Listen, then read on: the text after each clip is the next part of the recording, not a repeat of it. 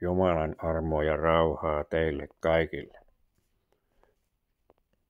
Aloitetaan tämä meidän kokouksemme laulamalla tämä vanha tuttu on armo suuri ihmeinen. Sehän on se numero, mä en nyt muista mikä se on, mutta siellä te ette varmaankaan vielä ole vasta 35 vuotta tässä näitä lauluja laulettu tuosta hengellisestä laulukirjasta, niin ette varmaankaan vielä muista ulkoa.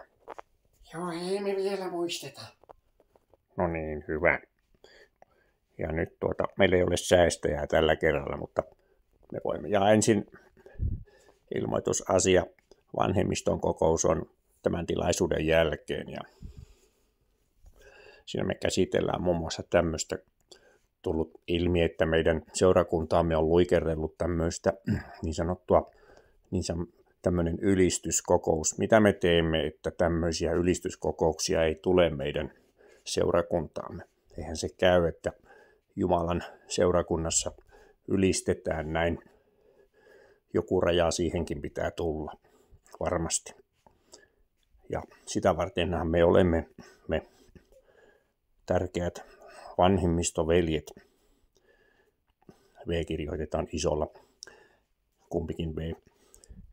Ja eiköhän me keksitä keinot tähän. Ei se,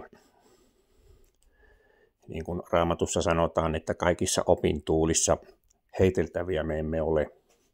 Emme totisesti ole. Meidän Herramme on voittaja ja me emme alistu mihinkään tämmöiseen saatanalliseen pelleilyyn.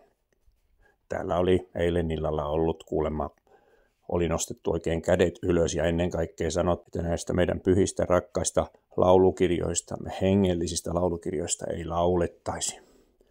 Se oli niin paha loukkaus, että en tiedä selviänkö sitä koskaan. Olen ollut jo viikon nukkumatta. Tai eilenhän se sattui, että olen tämän yhden yön ollut nukkumatta. Sen takia olen vähän väsyneen näköinen, koska tämä oli niin järkyttävä. Eihän se ole yhtään raamatullista, että näin.